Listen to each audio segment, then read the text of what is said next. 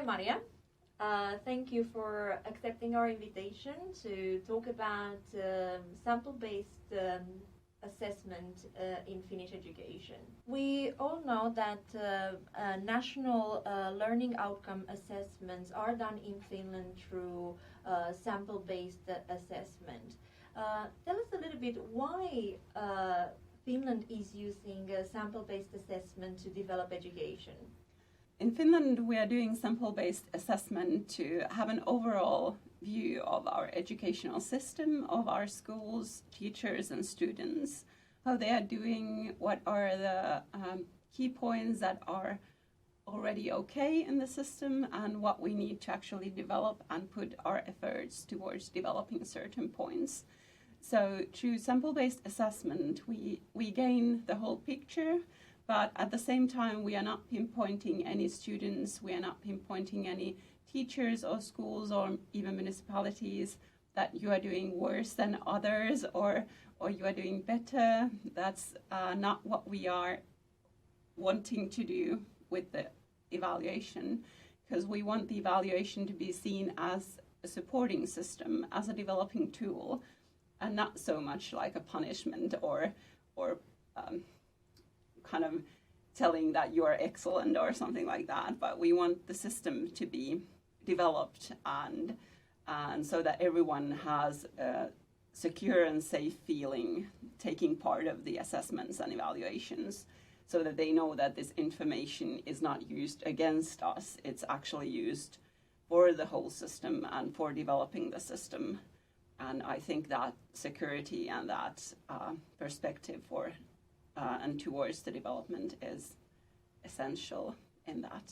Yeah, so we can basically say that the aim of the national evaluation is to enhance quality overall. Yes. And to develop education. That is true. I would like to know now, how exactly do you use the data from this sample-based assessment to develop education? Just give us some key points. Well, we are doing evaluation in many levels. If we are evaluating learning outcomes, we utilize sample-based data so that we can see where we need to put effort on, where we need to actually develop the learning system a bit further, where we need to adjust objectives or the support for the teachers and students, so that they would learn something a bit better, or they would acknowledge some things that they need to learn, or they would focus on certain things that they might have left out of focus, or something like that. So that is one way that we are using the sample-based data. But then when it comes to schools, we also evaluate the schools'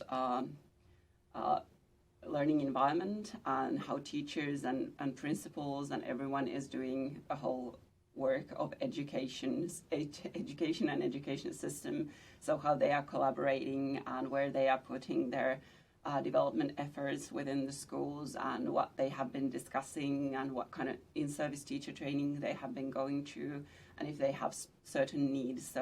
So we can also put effort on developing those sets that they need focus on, as if they need more support on assessment literacy, or if they need more support on teaching certain subject skills or certain things, then we can put more efforts towards those types of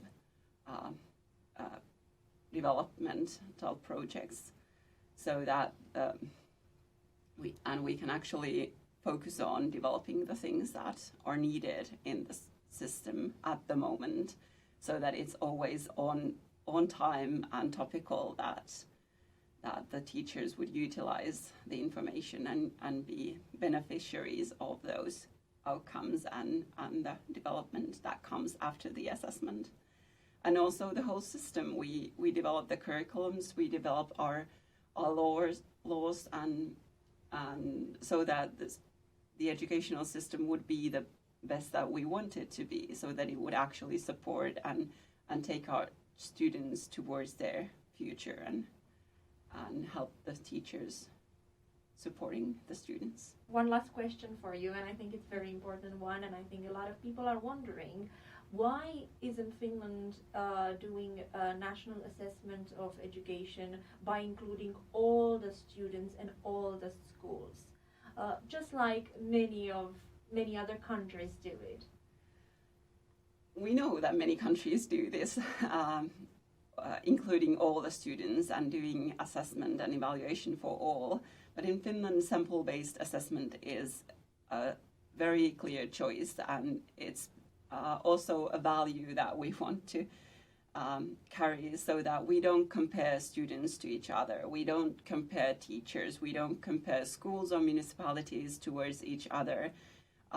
Rather, we want to have information that is information that helps us to help the schools and help the teachers and students to kind of go forward and to develop their own actions, so that the comparison element is as small as possible, so that everyone would actually take part of it in the assessments and evaluations, so that they feel secure and they feel that this is for us, from us, and that the system is actually taking care of them and not punishing or kind of awarding of good outcomes, but rather helping all to develop, because everyone can develop their own teaching and learning, and the school system and any system that we have today is as good as it is today. And in the next 50 years, we need a better system.